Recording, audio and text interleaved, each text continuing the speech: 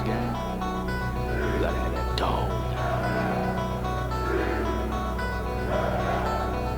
Desire. That hunger.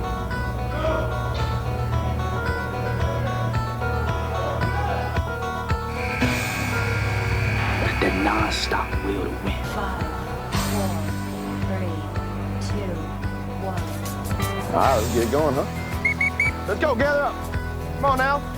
All right, fellas, you gotta remember your body is like day-old rice. If it ain't warmed up properly, something real bad can happen. Yeah? Athletes, take your mark, get set. It's time for the Addict to Athlete podcast. Everybody out there, Coach Blu Robinson here. I want to thank you all so much for downloading, sharing, and subscribing to the podcast. Greatly appreciate you doing so. Hey, as always, jump on addicttoathlete.org and you'll find all of our backlog podcasts, information about Team Addict to Athlete, how to become a recovery coach to open a chapter of Addict to Athlete in your community, and so much more. It is your one-stop team-field approach to recovery and all things mental health. Hey, I want to thank everybody for jumping into our Project ELF initiative as we start helping individuals who might have a little bit of a hard time during the holidays to provide for their families. So all those who have been donating to this cause, I want to thank you humbly for doing so. Jump on the website if you want to learn more about how to either apply to be a recipient or how to donate. Well, athletes, I got a great guest in studio today, an individual who reached out to me a few weeks ago. And after doing some research, I feel he's going to have a story and some outlooks that you may have probably overlooked. Thomas LaGrave, I'm so happy to have you here, brother. You have an incredible background, one of discipline, one of some tragedy, some hard parts in the middle. But today, you're sitting here with me talking a little bit about how to overcome adversity to make sure sobriety stays forefront and center. Welcome to the Addict to Athlete podcast, brother. Jump in, tell the listeners a little bit about yourself, and let's get into this. Yeah, this is a great opportunity. I appreciate it. You know what? I started with giving you a little of the background. At 5 years ago, I relapsed. I had 32 years clean and sober. And in all honesty, I'd say the 10 preceding years, I was not following the kind of program that you have to if you're going to maintain your sobriety. The bottom line is I went out, I relapsed, and I did it for like 3 weeks. And it was an experience that I had never had before, in that it was the first time in my life where I was suicidal. I had thoughts of saying, you know what, enough's enough. I do not want to do this. And I have nowhere to go, no one to be with, no one to care about.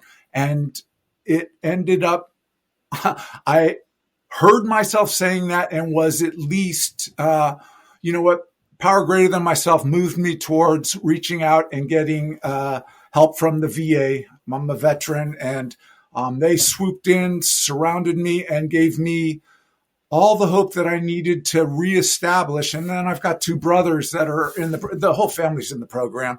And both brothers came to me and told me point blank, looking at me saying, if you want to do this, we're here for you. But if you're going to use, don't call us, don't come by. We do not want to see you.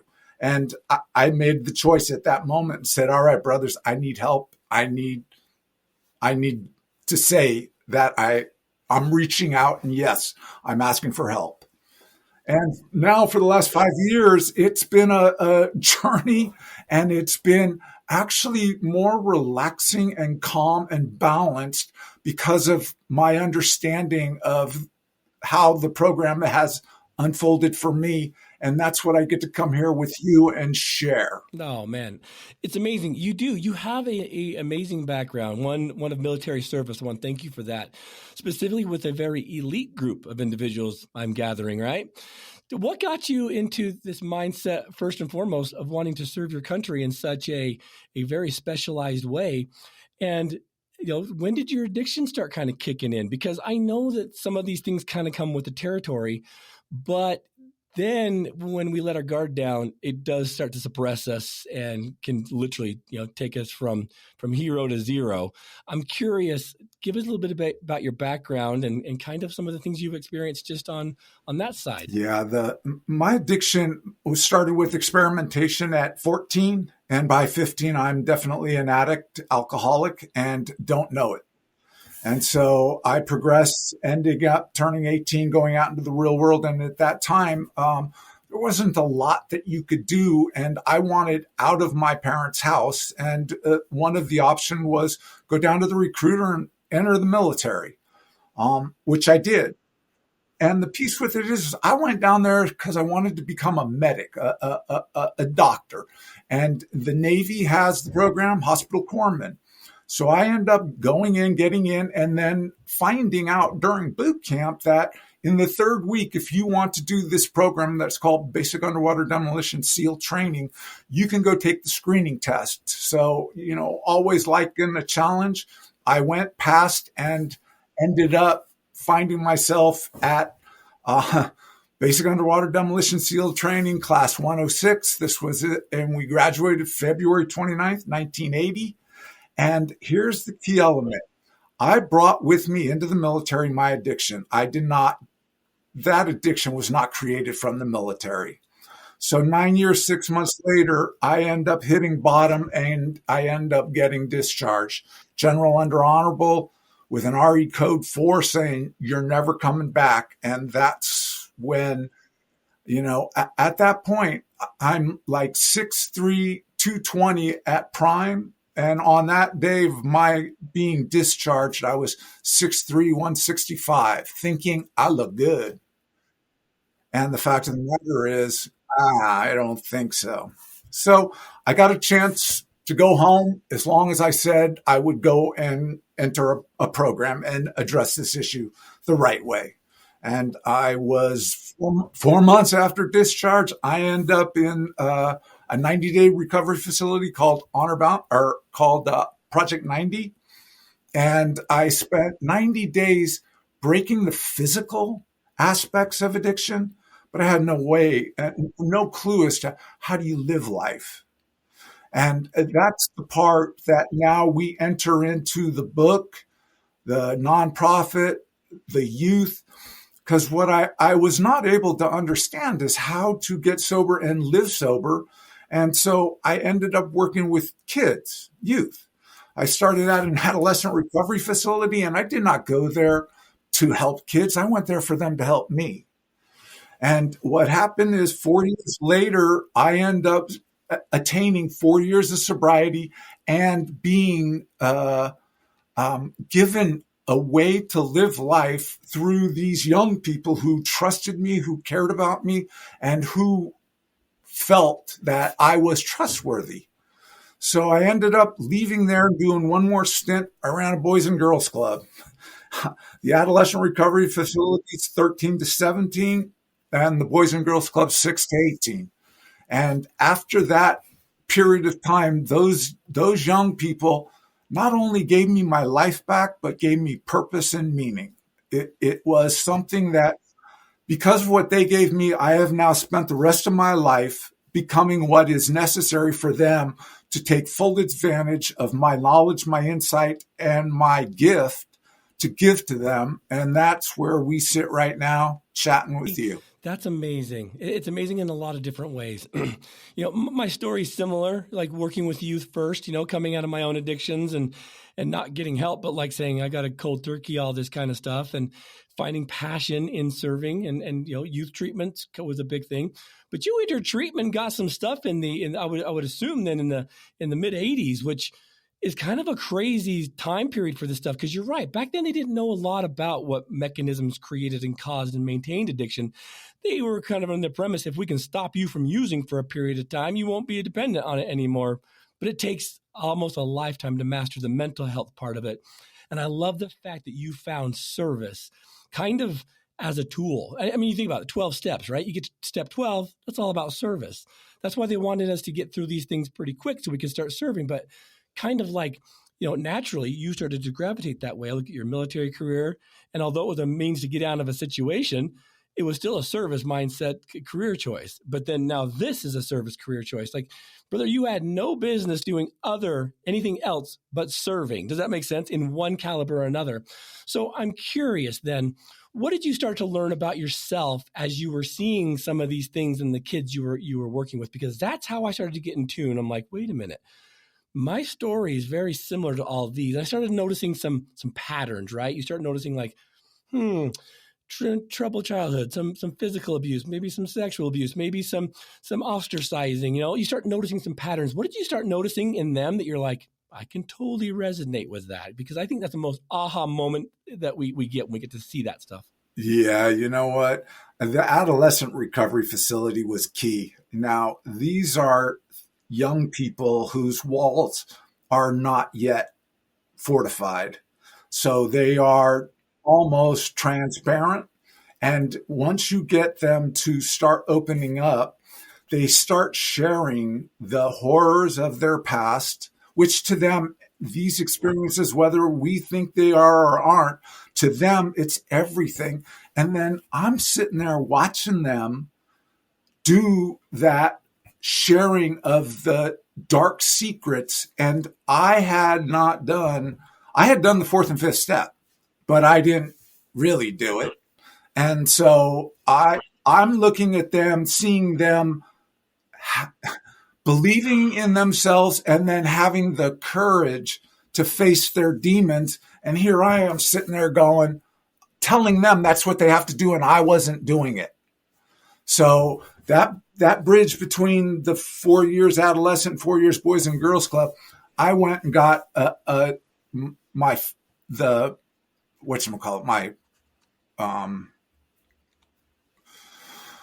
what am I looking for?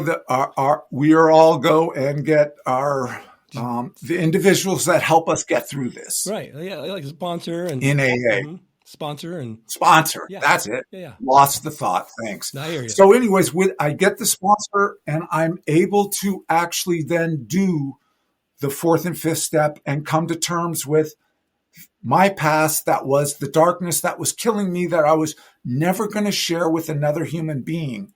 And in watching the youth have the courage to do it, I was able to do that. And at that point, I felt as though I was a member of our society in recovery. And I went forth and sought to, again, make myself as valuable as I can for myself, for my friends, for my family, but also for the youth that I have continued working with. And it is because of their courage that I was able to find that in myself and do what we all have to do, come to terms with our past. Yeah. Yeah. So you used a word that I absolutely love, and a lot of us don't believe we possess it. And a lot of people use it in the wrong connotation, and that's courage. You're talking about having a little bit of emotional delay when you're hearing these kids be kind of open about some of the turbulence they've experienced.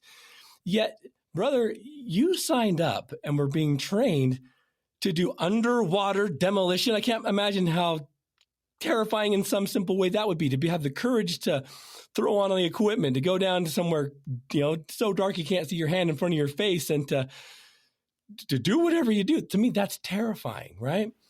But you're sitting there thinking, I would much rather do that than to get emotionally vulnerable and honest. Isn't that the craziest thing when you think about it? Why do you think, especially us men, why do you think us men and us alpha males, why do you think we have such a hard time being courageous in areas of emotional vulnerability, but we will put ourselves out there if it means, testing our limits or pushing those boundaries and having no fear. But when it comes to being real, what do you think the delay is? Why do you think we struggle with that? Look at how society creates us. They put the expectation that we're supposed to be strong and that we aren't, we do not complain. Our pains, we work through them.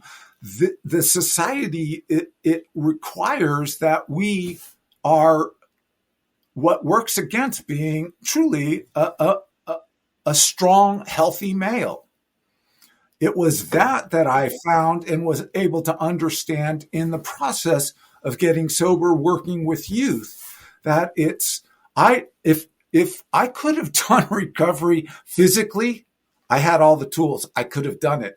If it took logic, I could have done it. I'm smart enough, but it doesn't take any of those things. It takes from us the requirement of spirituality in the form of embracing a power greater than ourselves and turning our lives over to that, and get the hell out, get out of the way. So in that is the key element to my background in the military. I'm proud to be a Navy SEAL. I went in at a time where you said UDTs, they no longer have them. My first command was Underwater Demolition Team 22. And the fact of the matter, there was no way to show any kind of weakness, because if you did, you would cost not necessarily your life, but the life of the gentleman standing on each side of you.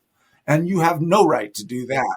So you put forth this face and you stand proud, stand strong. And after 9 years and 6 months, the addiction, it takes all of us. And it took me. Absolutely. So, yeah. Yeah. How humbling was that for you when you realized that you had reached the destination point in that? Because you were, and in all areas of life, are a Navy SEAL. You are, serving your country. You're doing all these things. You have all these labels, yet you've got this anchor. When you started realizing that the anchor is starting to really pull you down and things needed to shift, how hard was it for you to kind of accept the fact that this might be the last time I'm doing this because of these issues? That's got to be super humbling. Was that hard to be like, I'm going to say to admit defeat, because Navy SEALs don't admit defeat. They can't, right? But for you, you're like, this white flag of surrender is coming up. How hard was that for you? You know what? Think about it, because you're looking at it and your whole vocabulary, your way, your world view, everything is based in doing a job that expects you to actually, let's call it what it is, take life with extreme prejudice. That everything that includes, and what you have to be in order to be able to pull that trigger. And like you said, way down dark, deep in the waters, can't see anything, but I know that I have the potential and the ability and the experience to know that I'm going to get through this. And then to find out that final defeat, that one right there was why it took me doing the fourth and fifth step 4 times. The first 3 times I was not honest, because I couldn't get to that place. I could not accept that I was weak, that I had fallibilities, that I was not what I had created in my mind. And to accept that is the only way to find release. It is the only way that you're going to find out that on the other side is more power than you could have ever imagined. And it's a different form of power. And it's one of those educations that require others, the sponsors, those that enter with us, that become, brothers and sisters, that we'll take the phone call at 2:00 in the morning, that we'll drive 50 miles to come and get them. All those things is what is part of the wonder and awe of what we become. I love that term that you used, the taking of life with extreme prejudice. To a certain degree, in order to get established in recovery, you had to do that to yourself. You had to literally take your life with extreme prejudice, meaning there are some things I no longer can do. And I have to be very prejudiced against anything that could, damage that. So those mindsets that you learn can definitely be used as metaphor, in recovery. That's how Team Addict to Athlete. When I was thinking about doing something like this, we were covered with 12 steps, and they were great, but they don't work for everyone. And so, and fundamentally, there's some things that I don't agree with, but I love the 12 steps. But for me, I wanted to teach a different path. And it was, you've got to reestablish who you are. Hello, I'm Blue, I'm an addict. That's not in my wheelhouse. It's a part of us, not who we are. I'm so happy to hear about this metaphoric change. How many metaphors have you used through your military career, through your career in recovery, helping these kids and people that tune in? How have you seen the metaphors of both of those worlds work so eloquently that people can understand that it's real, it's obtainable if you'll just open your eyes. Have you noticed the similarities between the two? Yeah. Because you know what, you bring up a point. When I took the job at the adolescent recovery facility, they did not do the 12 steps. They did a philosophy. The organization was called Daytop Village, and theirs was, in ways, it had aspects, and that was you had to come to terms with who you were. But it was more of a philosophical approach in saying that these are the things that you did, and these are the actions you took, and that was based off of how you believed life should be. Now we're sitting here and we're accepting that we're doing the usage of drugs and alcohol in a way that is not healthy, and it creates a different mindset, and we end up doing things that we are not proud of and that we were not raised to be. And so what it comes down to is whether it's 12 steps or whether it's a philosophy, it's you coming to terms with what you say is your bottom and what you say is the path that you're going to take. And as long as you're not using drugs and alcohol, I'm willing to listen to how you're doing it, because there have been enough times where I needed to go kind of outside of the box and look at it from a different perspective and knew the individuals that lived their life differently than the one I had chosen. And it was, again, being humble enough to say, explain that. And I think you have a very unique window into that. Now, I've been clean and sober since, 1996, which seems like a millennia ago. But I've had colleagues and friends of mine who have had many years and then had something. I call it the trauma threshold, right? As a therapist, I noticed that, like, I have these trauma thresholds, which means, like, I don't forecast any problem with drug and alcohol in my life unless my trauma threshold gets pushed right in front of me.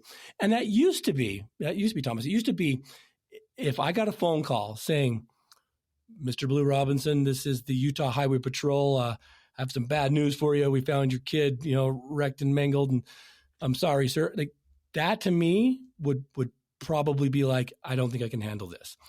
But Thomas, the thing that's interesting about that is over the years now, I've met people that have faced, experienced, and gotten through my trauma threshold. So I'm like thinking that would be such a tragedy, but I don't think that would be it anymore. So what I mean by that is you're creating this life, you're doing all this amazing stuff, and then you get sucker punched. You get kind of blindsided. For a professional like yourself, someone who's got many years under their belt, to have and succumb to a relapse, right? And I look at relapses kind of differently too. I look at them more as like, it's not the relapse, is what you do with it. But like if we slip back into substance use, SLIP, sobriety loses its purpose.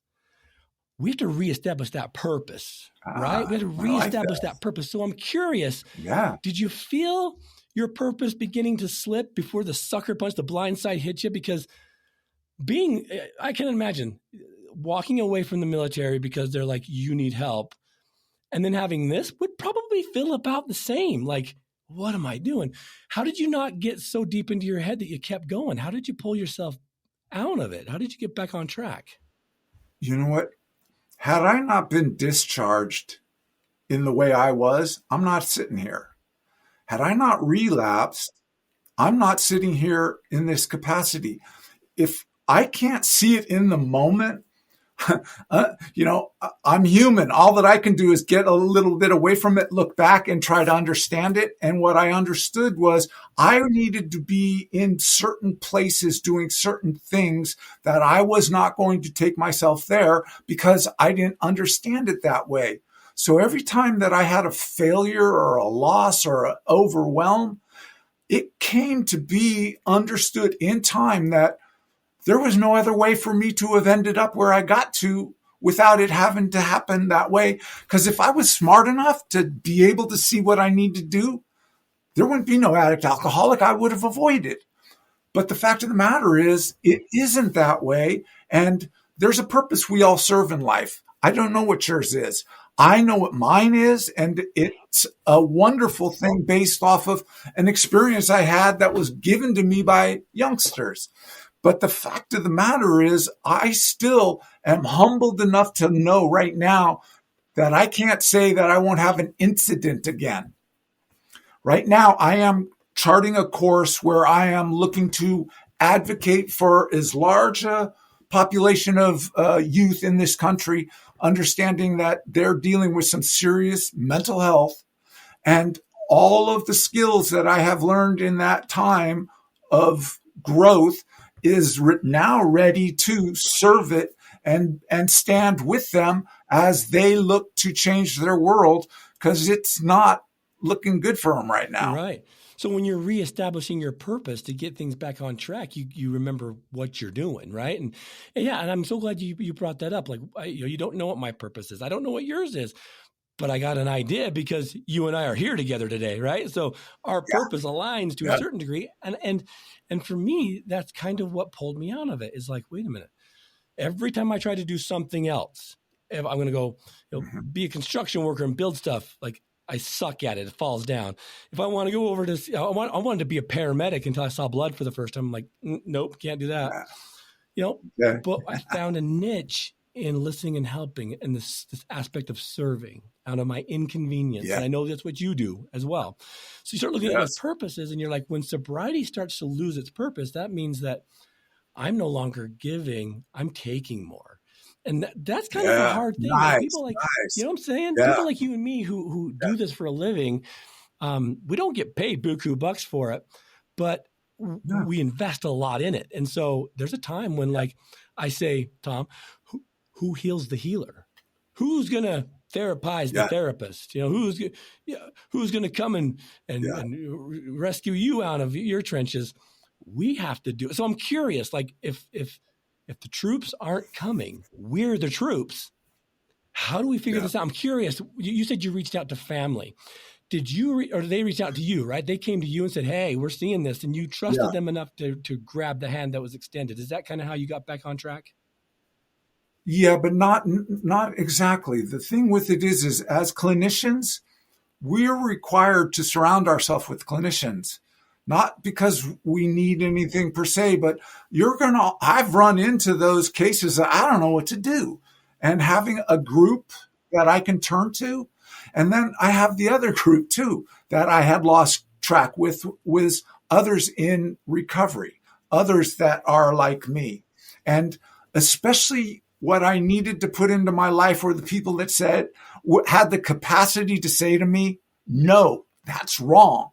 And call me on my stuff. I am gifted with an ability to be a clinician. I find the issues that people come to, and we give them so much. But the fact of the matter is that my poop stinks when I take a dump, and I need to be called on it.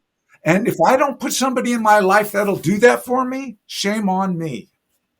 I love it. I love it. And I think that is the reality that I think really, believe it or not, works with youth, because they want to know, like, are you here for a job, or do you really care? Because you've got the same questions I've got. Like, you're only here because you're getting paid, and you're like, buddy, let me tell you what really is happening. So you're right, and I love the fact that we do that. And if we start thinking that our poop doesn't stink, we can get into a world of hurt quick. So I love the fact that humility has played a huge role in your just emotional awareness. Catch me up a little bit, though. I'm curious about the book too, because anyone who writes a book in my world is like, that's amazing. Like, I have so much stuff in here, but like, to me, the ADHD doesn't allow me to. I've got to sit down and do something. But I'm curious about why right now? Why put all this into the book to get it out there? What's in it? What's it about? Why did you decide that it needed to get out there to the masses? You know what? The thing that my military career and those who find themselves under our circumstances, we're intuitive. We have a sixth sense that comes along and is also necessary to be enhanced, appreciated, and governed. But I saw over the last several years a generation of youth that are incredibly intuitive, that are having incredible issues because of the world they're living in. We've just had a presidential election, and the nation is in fear, is angry. And what the problem with that is kids that age, they don't want to hear what you got to say. They're watching what you do.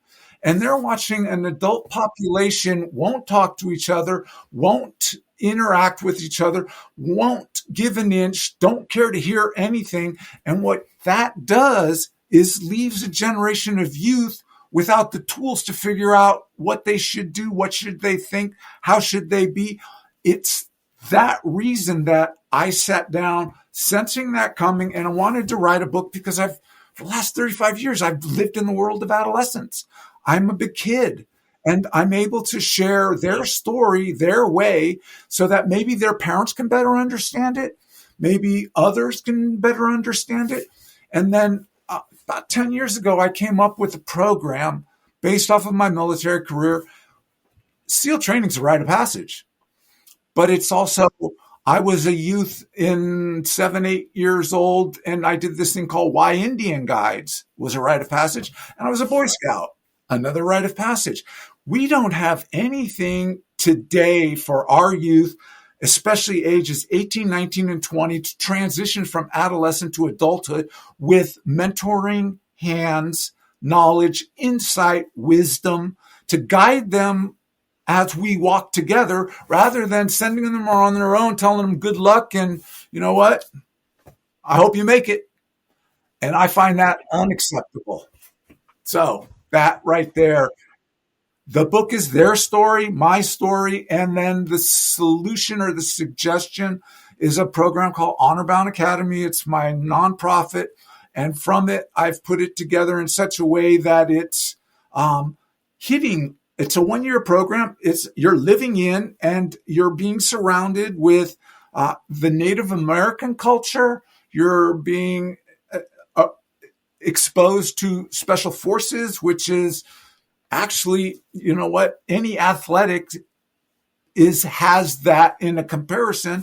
And then I went kind of off the rails with creating the mansion or the location that you'll live in. And I wanted to use, I went with the fantasy that J.R.R. Tolkien created in Silmarillion. He made all those wonderful, the dwarf mansions and the elven domains. Well, I want to build something like that. So when the kid walks out and turns around and looks up, he's like, what is this? Because as soon as you get a kid to ask questions, you got them. There you go. So that is in a nutshell. Spot on with that.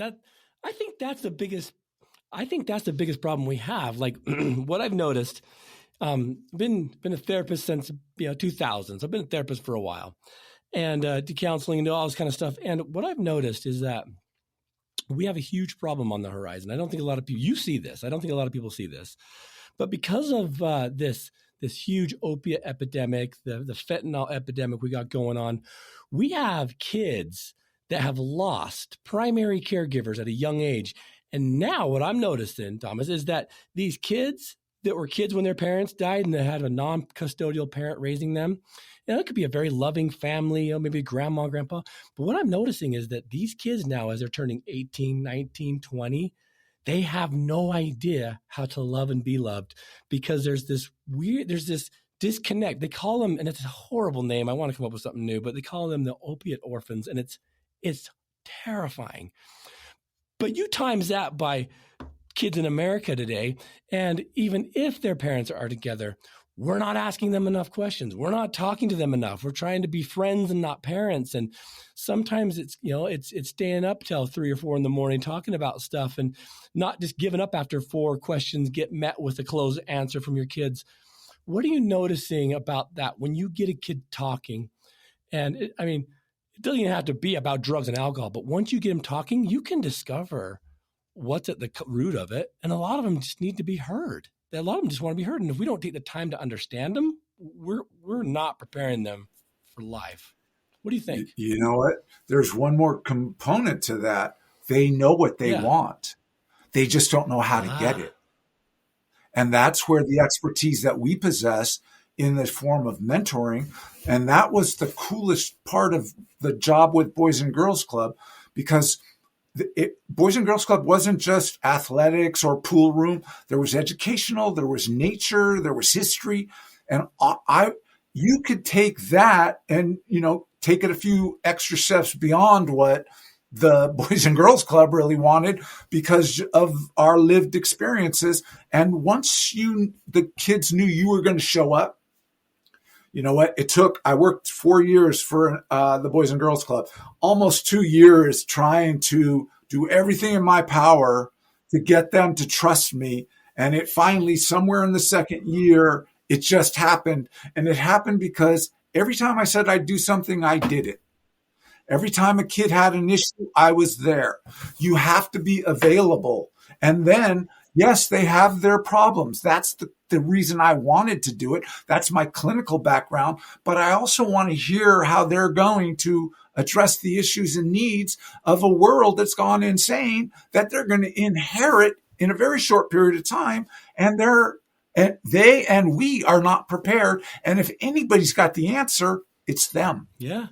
Absolutely. I love the fact that you say that. I mean, I grew up in a household where we were seen and not heard. I mean, you did too. I mean, it's just the way that it was, right? Yeah. I didn't ever want that from my family. I wanted my kids to feel like they were part of the decision making. And so literally when we go out and look for a new car or whatever, I'd say like, what color do you guys like? And even if I didn't want the color they chose, we talk about it. Like, oh, it's going to be hard to keep clean. And wouldn't you rather go to the mountains and hike instead of having dad sit there and clean the stupid car? But like, they felt like they had a voice. When we moved, they had a voice. And it wasn't even that they made the decision, right? You don't turn the decision making over to kids, but you give them the voice. Man, I'm telling you, I've never regretted that, because now as they reach into adulthood, they are power hitters. They know where they stand. They're not afraid to communicate. They excel in some areas, and they don't mind asking for help in others. It's the funniest thing when we kind of just think we can get these kids to a certain stage and just let them go. Like, I call it relationships before rules, right? The Harbinger Institute teaches us this. Like, you've got to have a relationship with these kids before you can ever hold a rule. That old mindset is gone, right? I mean, whereas follow these rules, do as I say, not as I do. You got to have a relationship with them. And a lot of us are afraid of that. Why do you think so many parents, adults in general, are a little bit nervous about that relationship part? Because do you think they've forgotten how, or they just think it should come natural because it's their kids? Like, what do you see? You know what? If we as parents are not aware, the fact of the matter is my parents did a wonderful job. They neglected two domains. They did not talk about sex, and they did not talk about drugs, and we all paid a price for that. So in the loving, if you're not feeling as though you can address that, you're actually doing more harm to your child than you really mean to. Because the fact of the matter is that you can say anything to these kids, and if they know, and you brought up the point, the key is love. If they know that they're loved, then they will share with you those kinds of questions that I didn't know I could go to my parents for. And the reason my parents were afraid of it was because, again, society is a lot. This country's not real good with its sexual coming to terms with that reality. Never have. Yeah. So, and it's unfortunate that parents won't have those kinds of conversations, because you made mention of the fentanyl. It's the kid that's experimenting the first time, goes up into his room, gets on the computer, goes into the dark web. The next day it comes out on the porch. He's all ready. He turns his music up. He sets the lights, turns on the candles, and does a line or a hit or a tab. And mom and dad find him that way. Oh, damn. No idea. Yeah. See, that's the hard part about it. And that I had no idea excuse. I'm sorry. Like, I'll never forget this. You'll get a kick out of this. So about 5 years ago, we got our kids a little gaming system. We'd finally wearing us down. I'm like, okay, so they get this fun little game, Fortnite, right? So Fortnite, great game. I'm watching them play, and a little thing pops up that says, hey, in order to play this, you've got to put your credit card information in here. And so I thought, no big deal. Dude, a month later, I get a bill for $800. $800. My boys had been buying these things called skins, which is the character, these dances, like you pay for dance. They had the best weaponry. And I got so mad until I sat there for a second and thought, this is my fault. It's my fault because I'm the dummy that put it in there. And I'm the dummy that didn't see how it worked and what it did. So I told them, I'm like, well, we can't get this money back. So I expect you guys to learn these dances in real life. And when I snap my finger, you better dance, you know? And the second thing I said is, you better get really good at this game because you have everything you need now to be the best. And Thomas, they got really good at it, you know, and they'd have little tournaments with their buddies and stuff. And it's kind of faded away now, but I'll never forget that. Like, that's my fault. That $800 is my fault. And it's hard for parents to swallow those follies when, you know, yeah, we kind of struggle. So I'm curious about that. How do you teach parents to kind of own their own at the same time, let them know that it's not their fault? Because like you said, they're part of the problem. They're not the problem. I've always said this, especially clinically. I ask parents point blank, I go, do your kids know that you love them? Do your kids know that? And they're like, yeah. And I says, well, you pretty much drop them on their heads. You're going to be all right. Because here's the thing. In my sobriety, because I was loved, I knew what I was seeking because it was given to me. It's incredibly difficult therapeutically or in the program. If you've never been loved, how do you, that one there is just, you know, it's an experience to understand and then to embrace. But if you've never had the experience, that's real tough. Yeah, absolutely.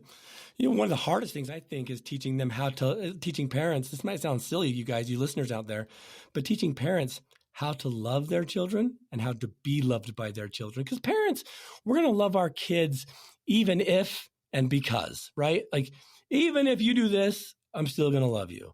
Because you're doing this, I really love you. But like, it's kind of hard when you start teaching those things. Like, you got to learn how to love your kids and you got to learn how to let them love you. Because, you know, I've got parents that are so disciplined, like you've got to have every morsel of you know, toast dust wiped up. But I'm thinking, but you guys are missing the fact that they did it without you asking them to. So you come in and you critique their work and you call it crap when they were wanting to show you. So it's those subtle little things, and it's all traditional. It's stuff they've learned. What do you think of that? Like to learn how to love and learn how to be loved. Because here's the key element. If your kid knows you're important to them, you bring meaning to them. That's the essence right there. When a kid knows that he's loved, but also embraced, where you say to your children, you make my day. You make me. I am what you are. I can't see living without. And that message conveys at multiple levels. And kids just, when they know that somebody cares about them, that they're cared, you know, that they understand the caring of others for them, they'll be all right. They're going to run into rough places like you and I, but you know what? You've got a reference point to go back to. Yeah. Yeah. Well, and they'll know. And parents always say this, you could tell me anything. Like, you can tell me anything. Yeah. I tell my kids, I say to my kids growing up, especially my 18-year-old who just moved out and started college, you know, she's had a rough time because she's like, oh, this is a whole new world of responsibility. But I used to tell them, you're going to have secrets from me, and that's okay. But just know that when you do bring one, I'm with you. I'm listening. I'm not judging. And my wife kind of got a little bit nervous about that. I said, Marissa, they're going to have secrets. They need to know that that's okay because there's some things that like they don't want to tell us. But if they know that that's okay, they're more apt to be willing to share it with us because they know that like, well, if I can keep this, I'm going to test the water and see. So we got to be super, super involved. And, you know, I call it with a parent out of our own inconvenience, right? Like, it's not convenient to be a parent. Like, I've missed thousands of basketball games that I've wanted to watch because I've needed to parent. I've missed alarms and missed meetings because I've needed to parent. But who cares about that, because got a good relationship with them now. So we have to serve out of our inconvenience. We have to parent out of our inconvenience. None of this is very convenient, don't you think? No, but it's time sensitive. It's only going to last for so long. And once you don't have it anymore, that's its own, its own issue of having to come to terms as parents. So, yeah. True. So true. Yeah. Hey, man, the time goes so fast. Okay. Finish your thought there, because I want to touch base on one more thing before we close. Okay, so the issue that you talked about, the kids getting all of the gaming so that they could be the best at, that world is what I'm trying to create with Honor Bound Academy, so that it creates mystery, and it requires you to think outside, beyond, and you must seek knowledge in order to know how to progress. And if I can create that essence in Honor Bound Academy, then I have captured what they are anyways. Amazing. You opened up a little box, and we're going to go a little bit over, listeners, but I need to talk to Thomas about this. See, that's the thing. As I'm working with lots of families that come in and they are so nervous because my kid does tons of screen time. I want my kids to go outside. It's not the same world, you guys, that we grew up in the 70s and 80s and 90s. That world is gone. These are still real relationships. When I hear my kids talking to their buddies, like it's the kid that's on the other side of town, not the neighbor, right? They're their friends. Sometimes they have a little weird dude pop in there, but we've trained them enough to be like, don't pay that no mind. But when you start looking at things, like I started watching them play, because I had to watch them play, because I'm like, I've got to be involved in this, as boring as this is for me, parenting out of inconvenience. I started watching strategy. I started watching team building. I started watching problem solving. And I'm like, this isn't just a violent shooter game. And I remember telling my son, like, oh, that guy cheated. I'm like, you know what? You can run this game. He's playing Fortnite. You can run it back and watch like frame by frame. I'm like, that guy's just better than you. You lost. It's okay. Get back up, go again. Yeah.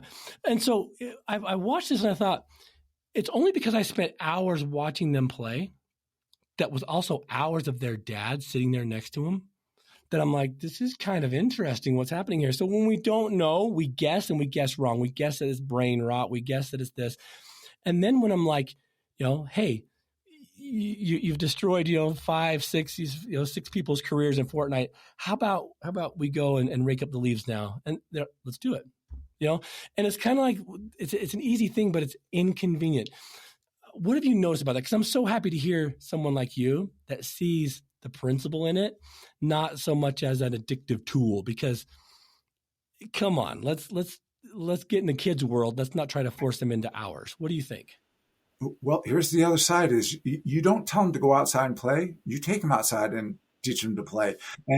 And here's the one: remember, I'm a good therapist. I don't doubt you're just as capable. But nature is the greatest therapist that has ever been.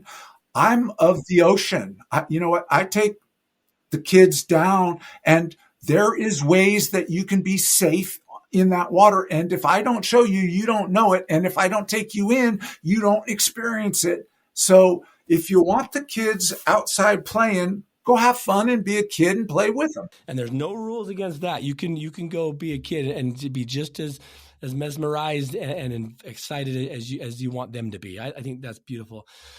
Brother, there's probably hours of stuff you and I can talk about. This may not be our only time conversing. I'll tell you that. So.